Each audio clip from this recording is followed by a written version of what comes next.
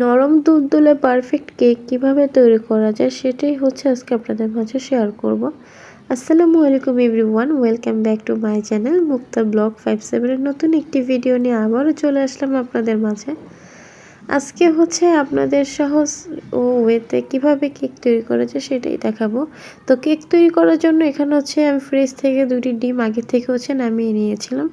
2টি ডিম দিয়ে আজকে কেক তৈরি করব, তার জন্য হচ্ছে 2টি ডিম একটা বলের মধ্যে নিয়ে নিয়েছি। তো এখন হচ্ছে সামান্য পরিমাণ হচ্ছে এখানে লবণ দিয়ে দিলাম, আর পরিমাণ মতন হচ্ছে এখানে আমি চিনি দিয়ে দিচ্ছি। মিষ্টি আপনারা যেমন খাবেন সেই অনুযায়ী। আমি যেহেতু মিষ্টি কম খাই সেজন্য হচ্ছে অল্প পরিমাণ চিনি দিয়েছি। তারপর হচ্ছে সবগুলো উপকরণ একসাথে হচ্ছে এখন আমি বিট করে নিচ্ছি। কিছুক্ষণ বিট করার পরে এখন হচ্ছে সামান্য পরিমাণ সয়াবিন তেল দিয়ে আবার কিছুক্ষণ বিট করে নেব।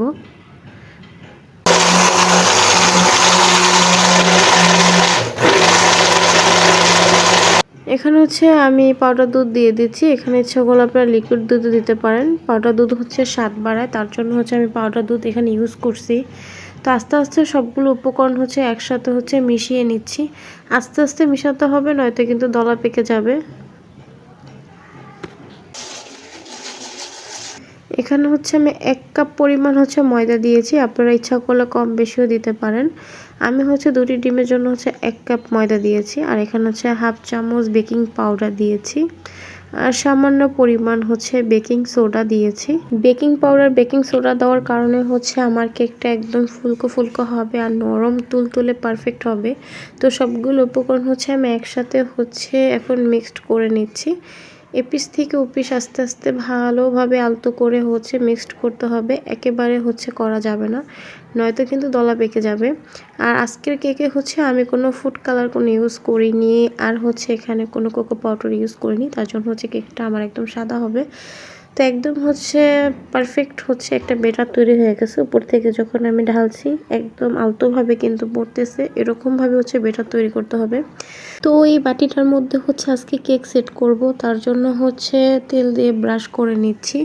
আর কোনো পেপার দিব না, যেহেতু আজকে হচ্ছে আমি ওভেনে কেক তৈরি করব, তার জন্য হচ্ছে এখানে কোনো পেপার ইউজ করিনি। তো এখন হচ্ছে আমি ওভেনের মধ্যে হচ্ছে কেকটা দিয়ে দিচ্ছি বলের মধ্যে করে। এখানে হচ্ছে আমি 22 মিনিটের জন্য সেট করছি, কিন্তু আমার 22 মিনিট লাগেনি, মাত্র 7 মিনিটেই হচ্ছে আমার কেকটা হয়ে গেছে একদম পারফেক্ট নরম তুলতুলে। তো এখন হচ্ছে আমি কেকটা বের করে দেখছি যে কেকটা কি পারফেক্ট হয়েছে কিনা একটা টুথপিকের সাহায্যে। তো একদম আলতোভাবে উঠে আসছে, এখানে কোনো টুথপিকের সাথে হচ্ছে কোনো বেটার লাগেনি।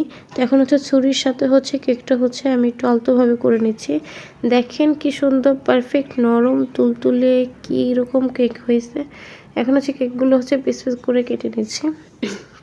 আপনারা যদি চান এভাবে কেক তৈরি করতে পারেন। একদম নরম পারফেক্ট তুলতুলে কেক, খেতে কিন্তু অসম্ভব মজা। আর দেখাচ্ছি আপনাদের কেকটা কীরকম পর্যায়ে হচ্ছে নরম আর সফট হয়েছে। দেখেন কি সুন্দর সফট হয়েছে। আশা করি আজকের ভিডিওটি আপনাদের ভালো লেগেছে। ভালো যদি লেগে থাকে প্লিজ আমার আইডিটা সাবস্ক্রাইব করবেন। ধন্যবাদ।